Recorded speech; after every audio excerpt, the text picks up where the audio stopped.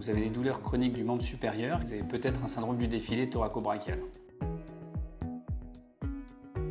Il y a 3 zones de conflit potentiel au niveau du défilé cervico-thoraco-brachial. Le premier, c'est la pince interscalénique au niveau du cou, où l'artère et les nerfs à destination du membre supérieur peuvent être irrités. Ensuite, il y a la pince costoclaviculaire, où là, ce sont les 3 structures, à la fois les nerfs, l'artère et la veine, qui peuvent être comprimées. Et enfin, il y a une dernière zone qui s'appelle en arrière du muscle petit pectoral.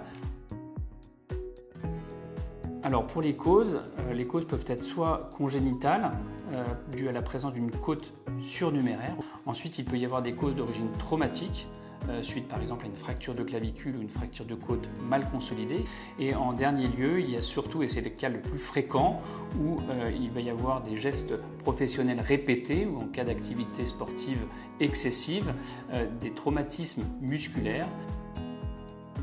Alors, le but de la démarche diagnostique, déjà, c'est de sortir les patients de l'errance diagnostique. Souvent, ils arrivent avec une histoire qui a duré trop longtemps.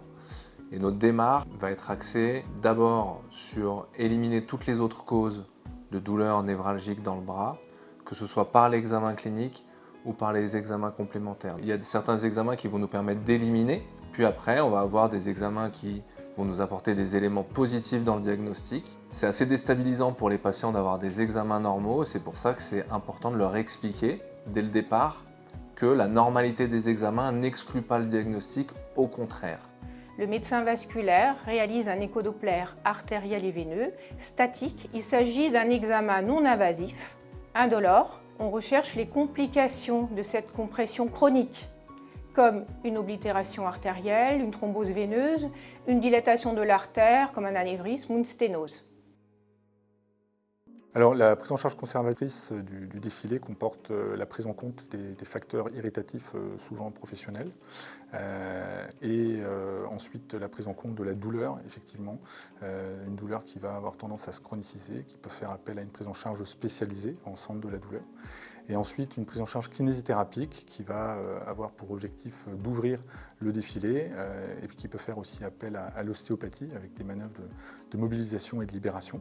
Et puis en dernier recours, nous pourrons utiliser donc, la toxine botulique qui vise à relâcher les muscles qui ferment le défilé. Alors, tous les patients qui présentent un syndrome du défilé de forme neurologique sont éligibles à une prise en charge conservatrice avant tout. Et en cas, et uniquement en cas de résistance de cette prise en charge, nous pourrons alors discuter le recours à une intervention chirurgicale. Pour l'intervention chirurgicale, elle a pour objectif de décomprimer la zone de compression au niveau des nerfs, de l'artère ou de la veine. Pour cela, on va retirer les zones de conflit en réséquant les muscles scalènes, la première côte et parfois couper le tendon du muscle petit pectoral pour limiter le conflit dans cette zone. L'intervention se fait sous anesthésie générale, elle dure 1 heure.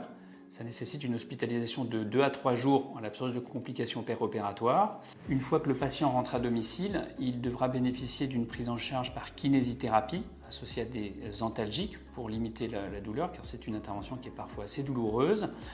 En termes de résultats, on évalue, les patients dans la majorité des cas sont bien améliorés, avec cependant un bénéfice, surtout dans les formes neurologiques, un bénéfice qui est assez long à obtenir et qui peut durer jusqu'à 1 an, 1 an et demi avant d'avoir le bénéfice définitif.